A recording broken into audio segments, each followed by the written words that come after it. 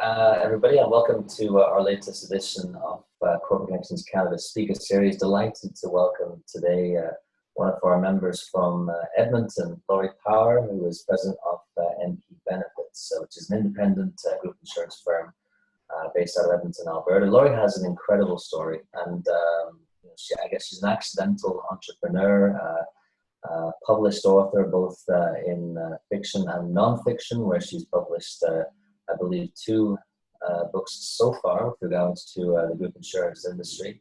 A third, I understand, is on its way. Regular contributor or expert that's called upon by many of the region's TV and broadcast networks. Laurie has also been a host on radio, and I guess has been fallen into insurance initially, but has now got just an incredible background, firm, and reach across North America. So, Laurie, thank you very much for joining us this morning. It's great to have you on here, and nice to see you. So thank you for being here. I guess to start us off, perhaps you can tell us a little bit more about your story and how you came to be in the insurance world. Well, thanks first off for having me. It seems so far away when we first talked, and now June is here. I'm fond of saying it's a weird and windy road that took me into insurance. And where I'm from, insurance was a big four-letter word, so it was never on my horizon. When I get out of university, even when I was in university, from the first time I went for a job, I always just approached businesses for jobs. So I would, especially working in radio and newspaper, you would just walk in and say, listen, this is what I have to offer, and you get the job. And I was part of the industry, the media industry, when things were in serious change. Newspaper pricing went through the roof. And I found myself answering an ad for a job in the Edmonton Journal looking for a writer-researcher. And I answered that ad, and here I am today. It was working for a consultant, and I worked there for a couple of years, got a real feel for group insurance. It was groundbreaking, in my opinion, on how do we take the message of what is employee group benefits and make it real to the audience. So make it real to the business owner and help them understand it. And that was right up my alley. So that's how I got my start in insurance. Strange. And I know that you've been very modest about some of your background, some of your experience in radio and more recently television means you have a lot to share, I guess, in terms of insight with regards to today's discussion, which is obviously how do we do a better job of building relationships in a virtual world where we can't necessarily see people, meet people, and shake their hand. And I know that learning is important to you. Are there any stories over the course of the last few years that stand out to you with regards to learning in this type of virtual environment, whether it be in the insurance world or whether it be in something like radio where you can't physically see or interact with your listeners? That's a really good point, because the one thing that you learn very early on in being a journalist is you don't know. If you go into journalism or writing, communication at all with the idea that then you're not going to last very long. And so I've approached business in that same manner. It's who do I know? How can I learn from them? And COVID has offered us an opportunity, has flashed us right into this virtual world. I'm an in-person person. I need that interaction with people. I need to be able to feel and gather your energy and feel good for the moment so that I can give back. And I'm so interested in people's stories, and everybody has a great story. And when we're working in radio, it's like you're talking to a microphone, right? That's it all day long. So you have to be able to reach that audience, and you have to be curious.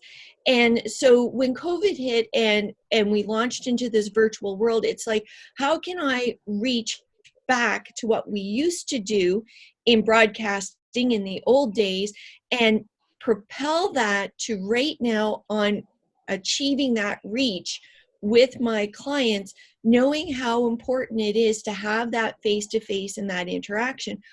Well, this has given us, technology has given us that.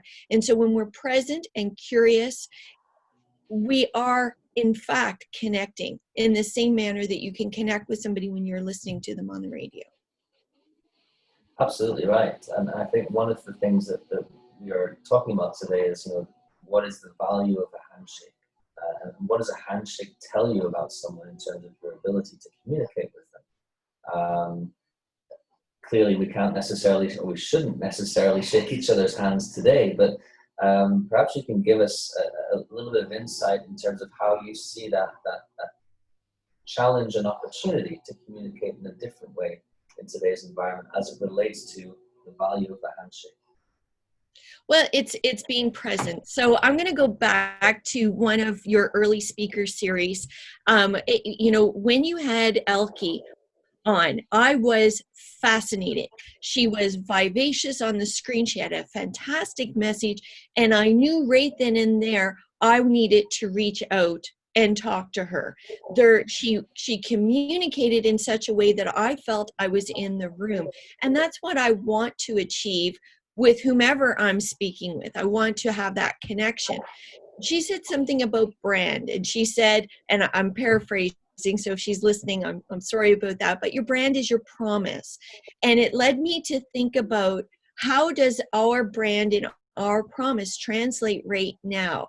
Because if we are not present in interacting and treating what we're doing with the same manner we would at closing a deal with a handshake and reaching that person, then that's an important message to share. So I took that to other people and I said, listen, how does that impact a business owner if we're all working remotely and people aren't present and aware of how they're putting themselves out there to represent that brand?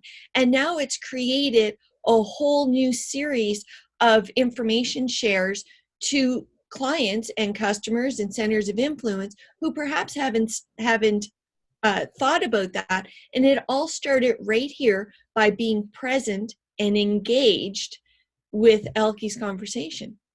Absolutely.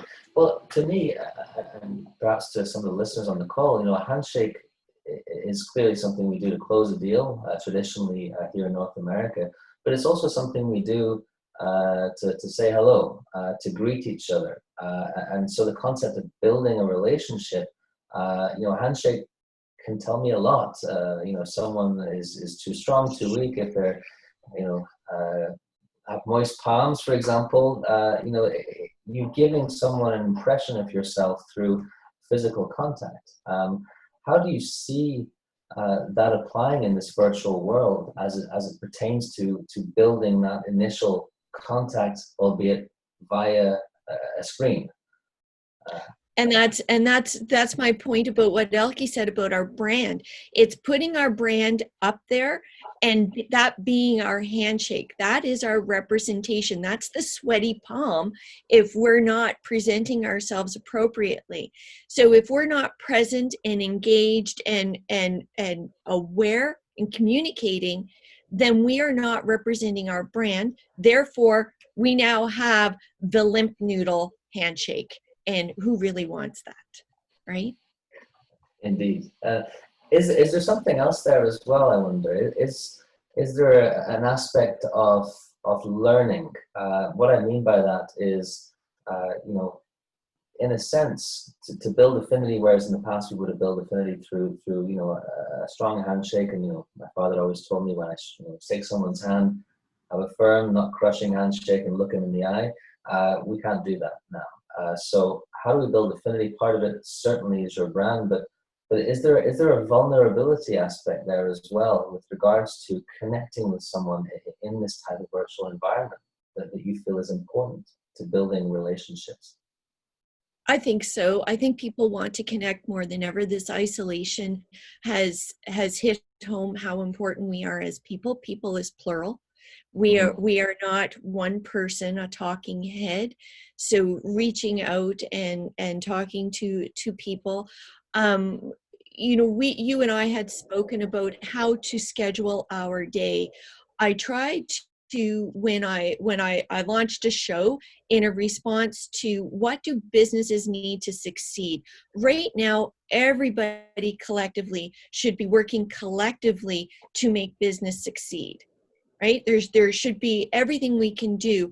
The one thing I can offer my centers of influence and my clients is my centers of influence and my clients. It's that connection between people.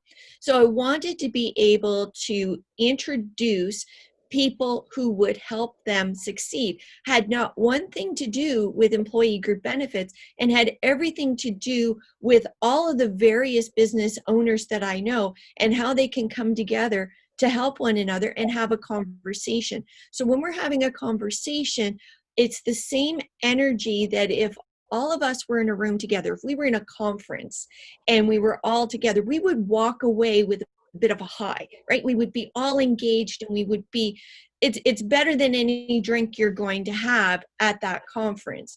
And so my idea was to try to duplicate that same kind of energy by creating an environment that people can come into, engage, have open conversation, that is, they're going to walk away with a nugget or an idea that's going to make them successful that week. So we want to pivot and have that so all boats float on a good tide. So the idea coming into the room is it's cameras on and it's interactive, because if I can't see you, then I'm losing the value of that touch. So I have to touch you in other ways. Yeah, yeah.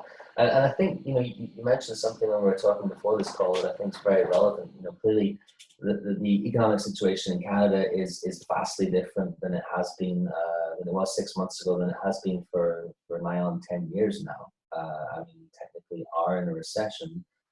And now is not the time to get into an economic discussion as to when we will come out of it, but we will come out of it.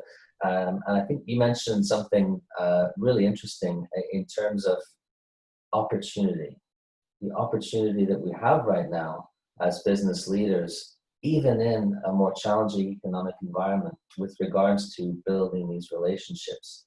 How do you see that sort of support structure, if you will, for other business leaders on the call? How do you see that potentially being exploited and maximized so that when we do come out of this, there will be a greater impact and positive value for all concerned? The fact is we've never come out of any economic slump or recession without the ability to pivot and see opportunities. There are nothing but opportunities right now. It's all a matter of, am I going to put up a wall and not learn, think that I know, and hold out for what was? What was is never coming back. It's like looking pre 9/11 and saying, geez, you know what, I think we're going to go back to that. We're never going back to that. We're always going to move forward. So the idea is to pivot and to find that opportunity, see a need, fill a need. And there are so many businesses that are seeing that need and filling that need. And that's what's going to create that economic recovery going forward. I'm so pleased with everybody that I know that are seeing those opportunities. So for instance, if you're a marketing company right now, like there is an enormous uptake on marketing companies that are reaching out to companies like mine and saying, listen, I know you're using Zoom or you're using some online webinar. Let me help you make it fantastic. And they're using all of their skills in technology and marketing, and they're just pivoting to make that growth. By them pivoting, I want to use them.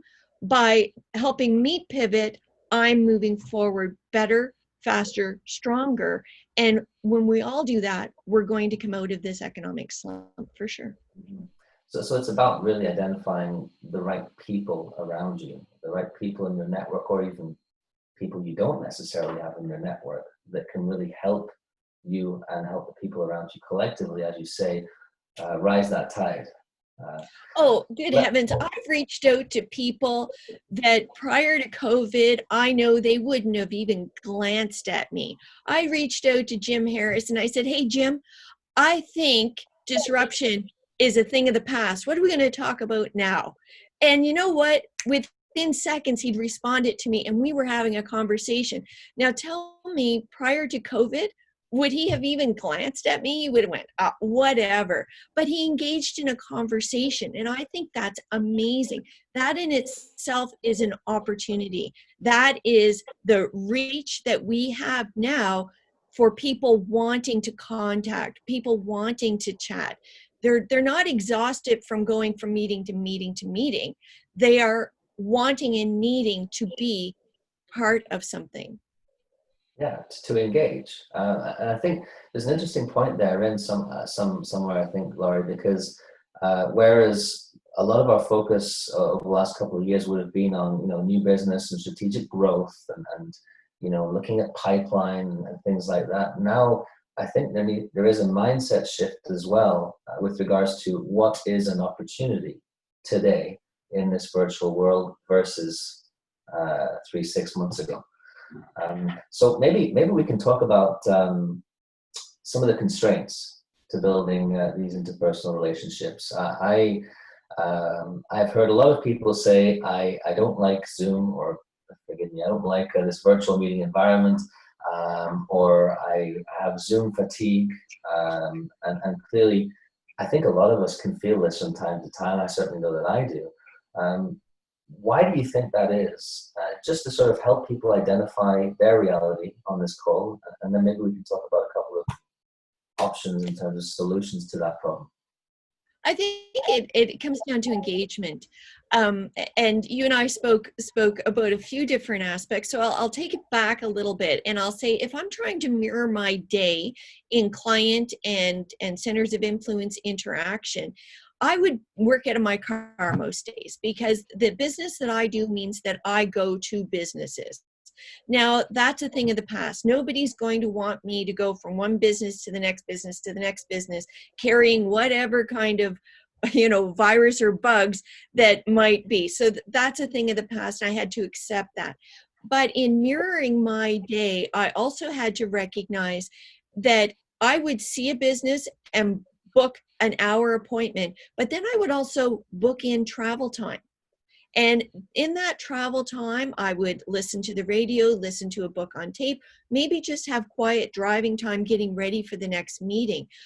I believe, and I'm no expert, I believe that if we are booking Zoom meetings and we're doing 9 o'clock, 10 o'clock, 11 o'clock, 12 o'clock, we are not giving ourselves time between those meetings to adjust our brain, to focus and engage on what is happening in front of us.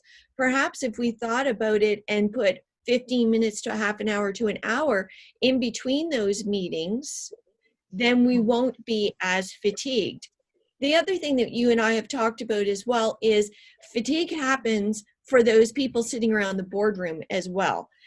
How many meetings have we been to in person where you see that person's almost snoozing, leaning in their chair? They're like, oh my God, do I have to listen to another moment of this, right? And they're not engaged. So if they're not engaged, they're going to walk out of that meeting and go, oh my God, another meeting, right? We achieved nothing.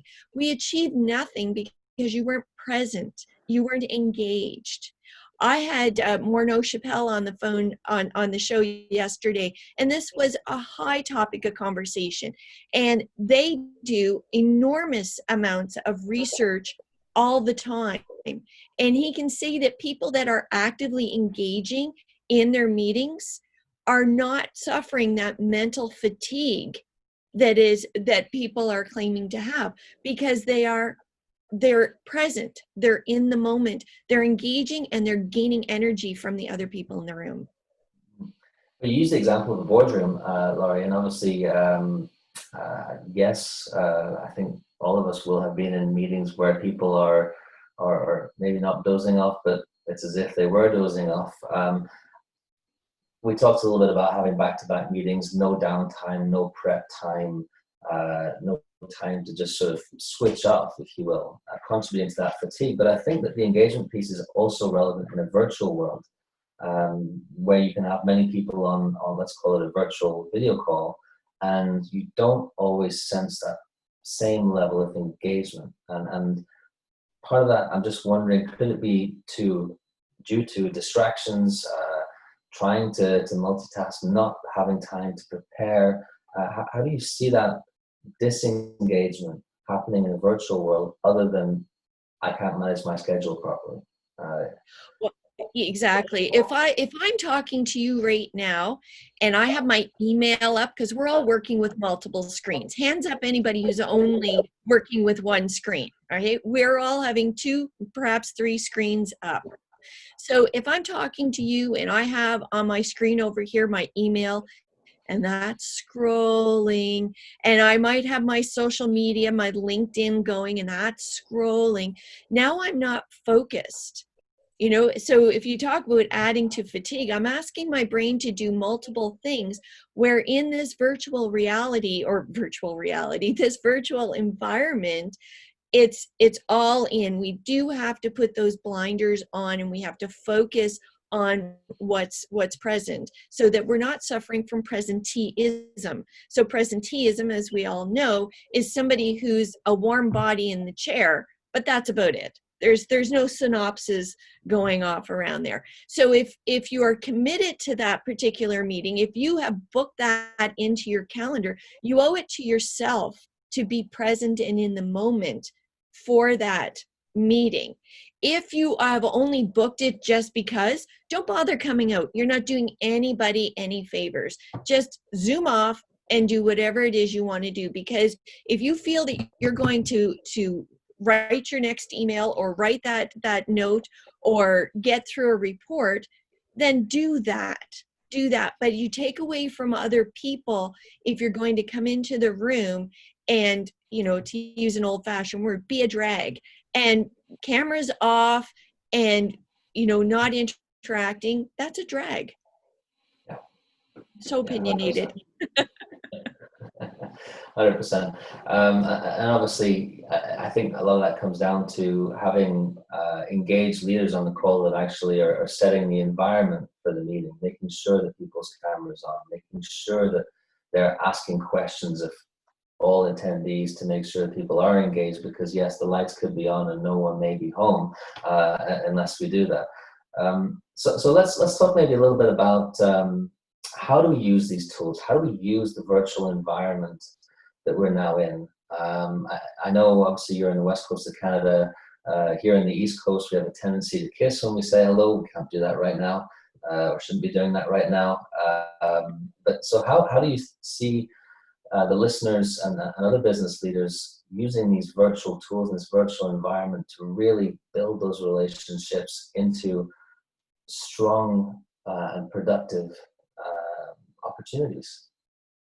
Well, I can only speak for my business. So I had a client meeting, a renewal, just yesterday, and one of the items that they had said was, geez, you know what, we'll be really glad when we can see you in person, and then we can do an employee meeting. Employee meetings are fundamental. They're a bedrock to what I do. It's making the employee understand what they have access to.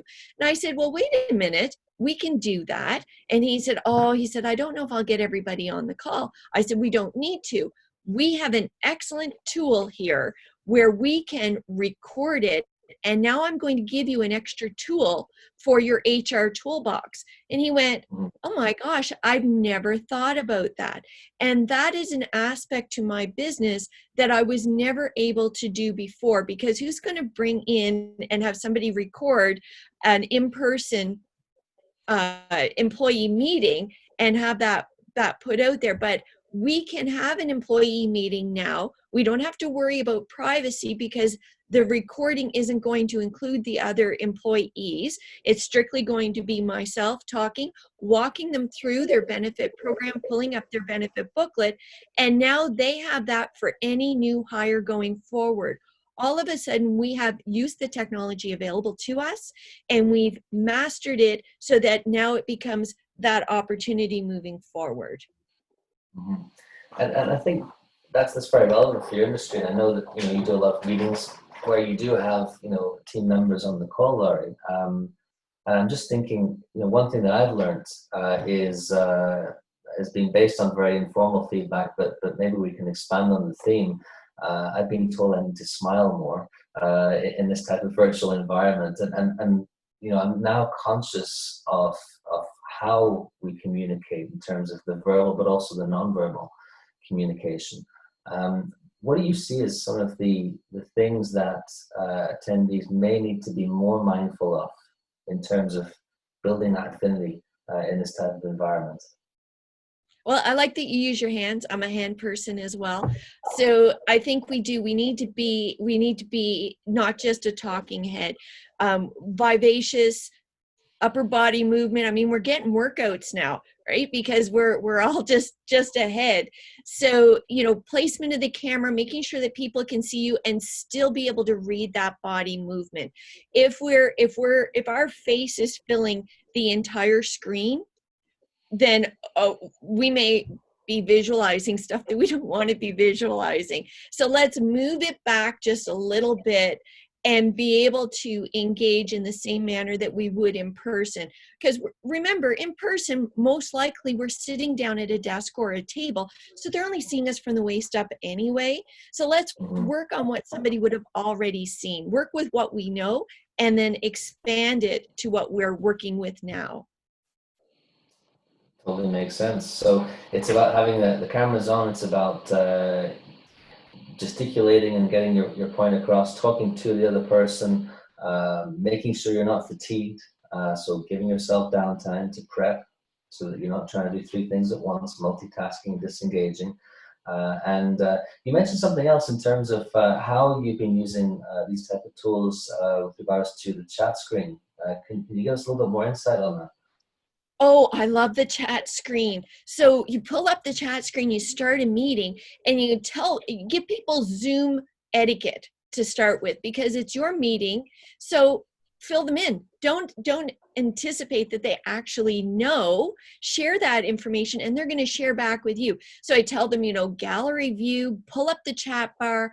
Now, don't hit send. Okay, so question of the day. So my question of the day yesterday was, what was the one thing you've done during COVID that you never anticipated doing? So for me, I always think I kill plants. I don't grow them, right? So the challenge was, can I actually have a garden? So now everybody in the household has a garden. We have our own little plot and we have to keep it growing. So that's the question, but you can't just throw it out there. So you put it up in the chat bar, but you don't hit return. So you wait till everybody's done and then you go hit return. Now everybody can see that. Nobody's left out of the conversation and you've got a good conversation starter, right? The other thing to use is you have polls that you can use to pull up so there isn't a downtime, especially if you're doing a group meeting. So if I'm doing an employee meeting, I want to know right off the bat who knows what, because there's shy people in the room. Make it anonymous. Do you actually use your benefit plan? Yes or no? Let's get that out of the way first off. And these are at our fingertips, but be open and communicate them, and then use those starters. But the chat bar is amazing. And evidently, there's a little bit of prep work involved as well, or let's call it practice. Some things may work in every meeting, other things may not work in every meeting, but it's about getting that engagement from around the room using the chat bar at the same time. I have my anti-cricket sheet. That's what I call it. It's like the moderator guide. But it's called, I in-house, I call it my anti-cricket sheet, because when I was in radio, we used to be like hammered by the CRTC. If you had like 15 seconds of dead air, they were on you.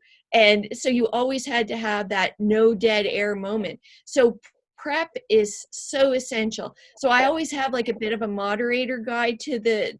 And if I start to get an idea that there's a bit of dead air, then I go to my anti-cricket sheet and I say, okay, what am I going to do to put spontaneity back into this meeting? Am I going to then ask a question that I've prepped ahead of time that I think is going to work for that particular meeting and throw it up on the screen? Am I going to do a poll? What exactly am I going to do to put life back into that meeting?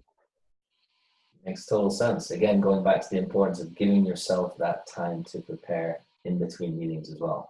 Laurie, we're almost out of time, but already. But maybe we can just wrap up. One last question in terms of your firm, MP Benefits. Obviously, you've been around now for quite some time. What does the future hold in this virtual environment? What do you see as some of the key opportunities for your firm moving forward into the next few months and years? Well, I have clients that are not in the country, so I take care of if people have Canadian entities, then I take care of their benefit plan. So they may be based in the UK or in the United States, and I've never met them. I've talked to them on the phone. This has allowed me to have in-person meetings with them. So I'm like Zooming from Vancouver to Dallas to London, all in a day to be able to meet. I can share a screen, we can walk through, and we've connected significantly closer than we have in the past. I see this as being a real tool moving forward. When it comes time for me to sell the business eventually, that will be something that will be modeled and structured so that it is part of the overall business. But I see this as being my office, at least in the next foreseeable future, and that at some point and when we are back in person, I don't ever see me giving this up. I think it has been such a valuable awakening to the ability to connect with other people. Absolutely, and glad to hear you're walking the talk in terms of building that strong structure in terms of depth of relationships around you, not only in Canada, but around the world, that will undoubtedly serve you better and the firm better into the future. Laurie, thank you very much. We've gone over by a few minutes, so I hope you don't mind, but thank you very much for giving us some of those insights. Really appreciate it, and I appreciate I the trust that the opportunity. attendees have a number of takeaways from the call. But we're now going to go into the second part of the session, which is a Q&A session, and I will pass the virtual microphone over to my colleague Trevor Buckin of Corporate Connections. After 15 minutes, we'll wrap up. And thank you once again, Laurie, for this morning. Thank you. I think you've only left me about 12 minutes, so that's fine. We'll get through it in the next 12 minutes. Fantastic job, Laurie, and always a pleasure to hear you. And it's obvious that you've spent time in front of a microphone before, because your poise and elocution is perfect.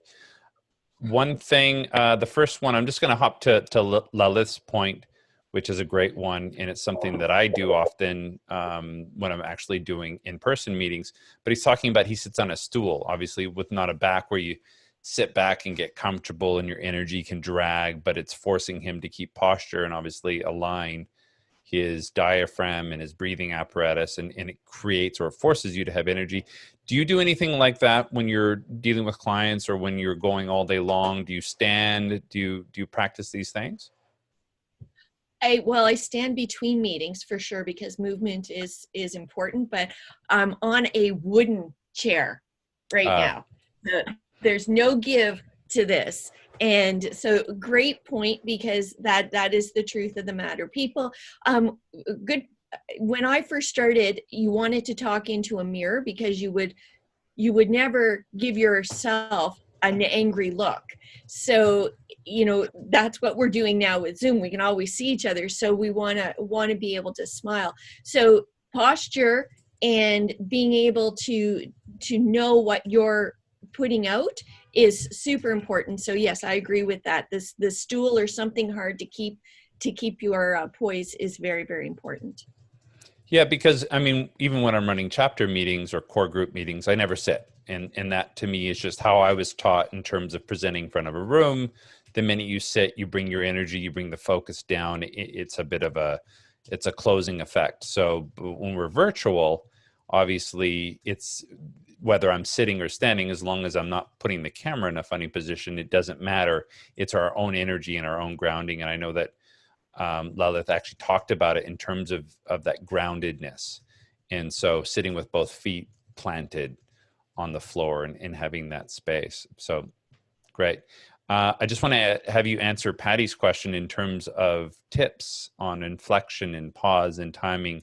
And I know that we all have our own, I guess, natural way of speaking. And then it's more, you know, if we look at someone like Trudeau, who when he's scripted, there's no ums, but the minute he goes off script, you know, it's and some of us do that naturally. Are there any tips for you in terms of how people can be more aware of that, or how they can practice that out, or how they can learn to speak maybe more slowly and articulate?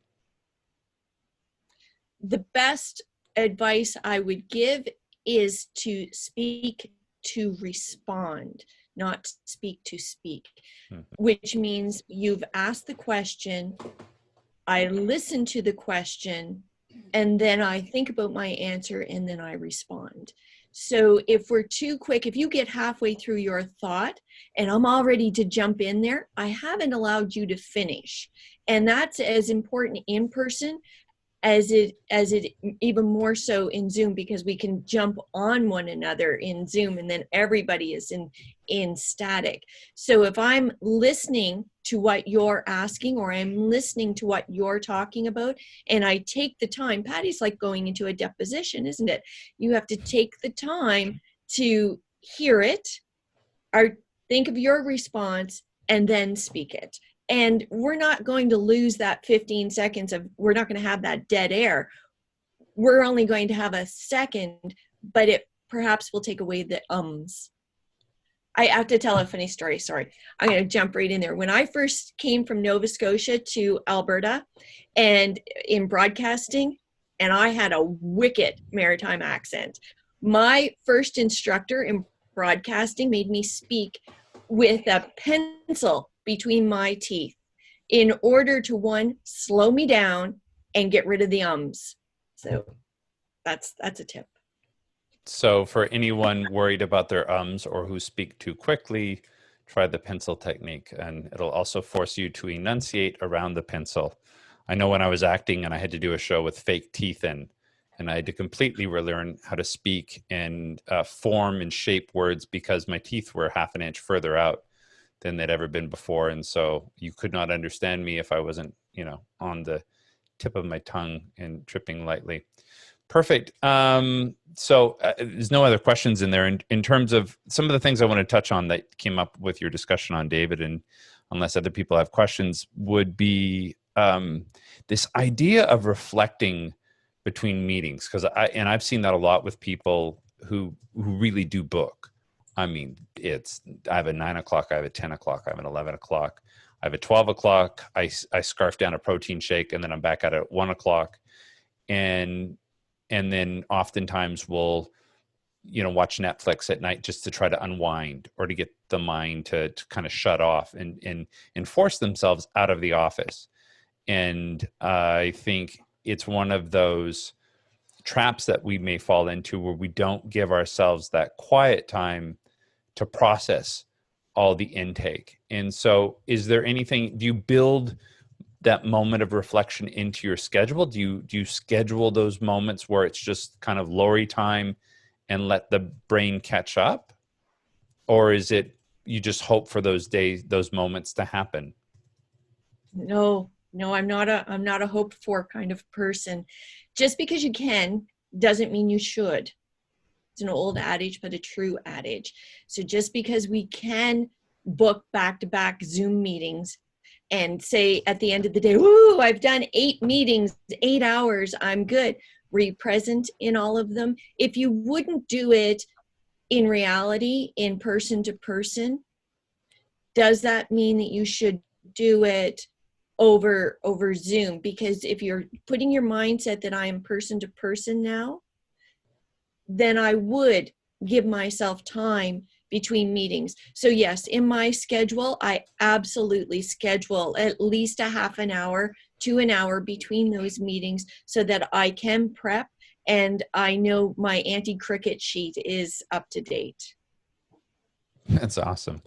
And in terms of one of the things that came up yesterday, we were talking to one of our chapter consultants, and he had seen an increase of, instead of just straight up referrals where I refer you to somebody else and being able to hope that they connect virtually right now, that he's seeing an increase of his members also going in and doing that first meeting with them, so that it was 3 people in that meeting, of really being able to shepherd that engagement of saying, look, why don't I come with you, and Lori meet David, David meet Lori, and then guiding that conversation around the opportunity. Do you see that either in your chapter, or do you see that in your own business, where there's value because of the virtual, because the nonverbal communication is so lacking sometimes in the virtual realm? Is that something that you think is a benefit to people? I do think it's a benefit. I'm going to do a shout out to our chapter, because they do that in person. So very often when I came into the chapter, if they were introducing me to somebody, they would have that person and I meet over coffee where they were there as well. So they taught me that.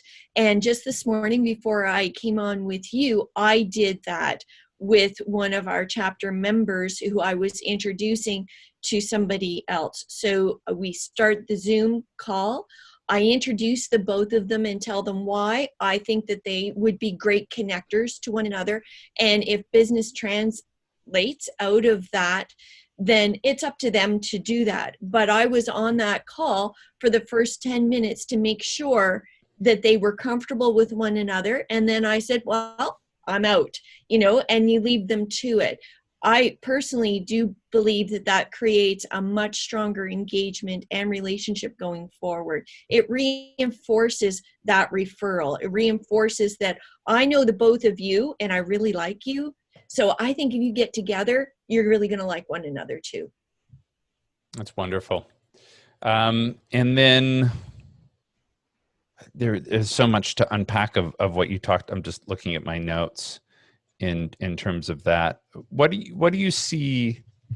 What would you say is the biggest challenge to people in terms of? I'm a big believer not in networking, but in relationships. And I believe that, a networking is something you do when you don't know how to form relationships, because business always follows, I think, the relationship. And that when you know somebody, it's easier to do business.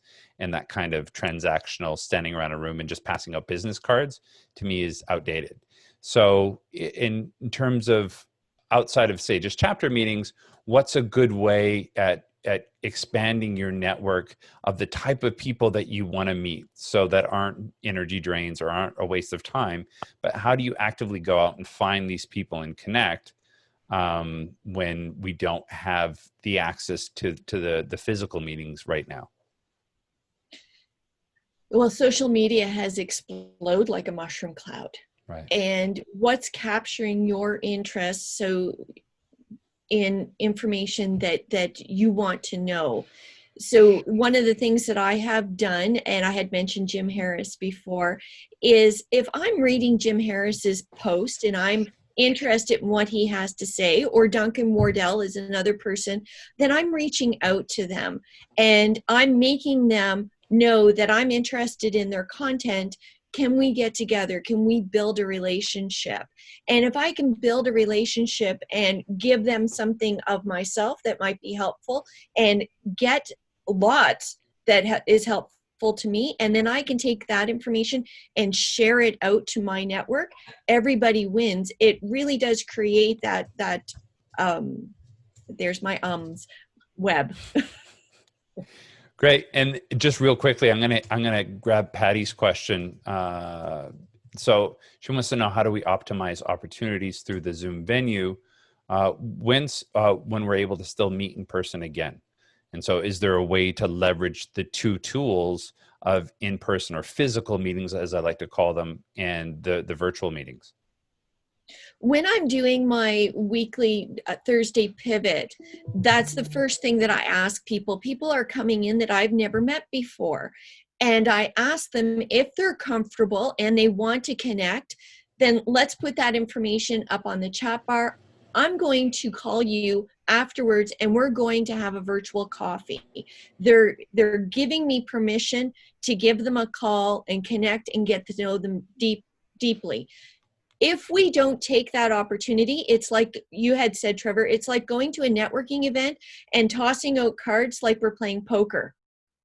what's the use of that? You've achieved nothing, or it becomes a cold call when you get back to the office. If you're not going to actively engage, don't bother taking the card.